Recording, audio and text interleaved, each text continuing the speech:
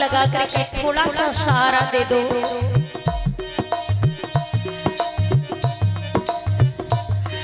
मिलो भोजन पियो है नीर,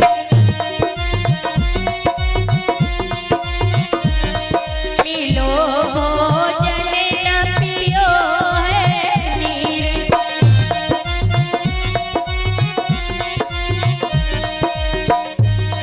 आई कृपा दिखाई दे प्यारी उठवाई दे मोकोनी।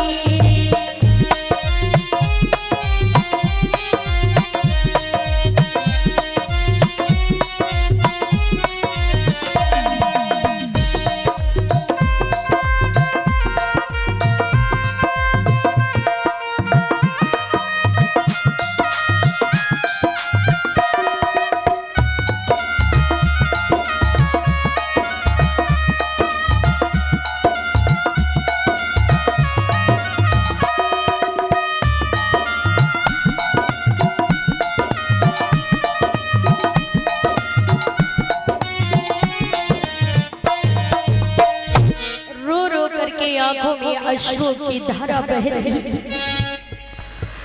आज रानी तारावती ने जैसे निहारा, सोचती है कि मेरी पति की ये गति हो गई।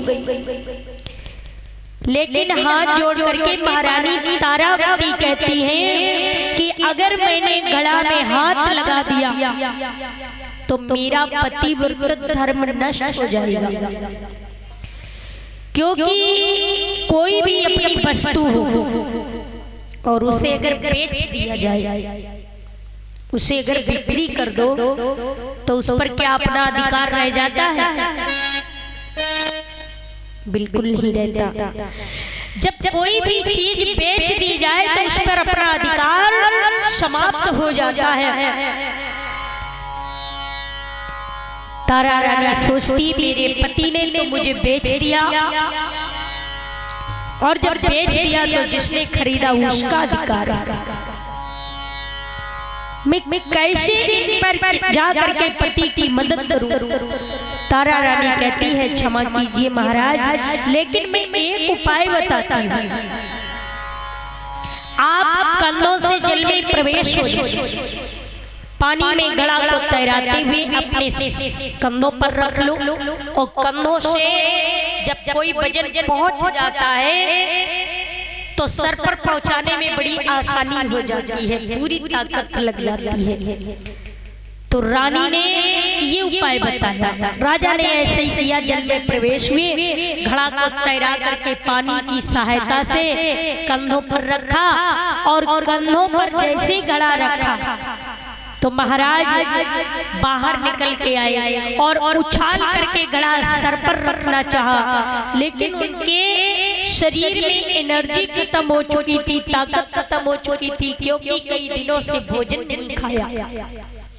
विश्वामित्र किसी न किसी बहाने से उनका भोजन खा लिया करते थे। राजा के हाथों से घड़ा छूट गया और फूट गया। जब घड़ा फूट गया, लौट के आए कालू मेहतर के घर। कालू मेहतर ने देखा कि अब तो ये घड़ा फोड़ने लगे।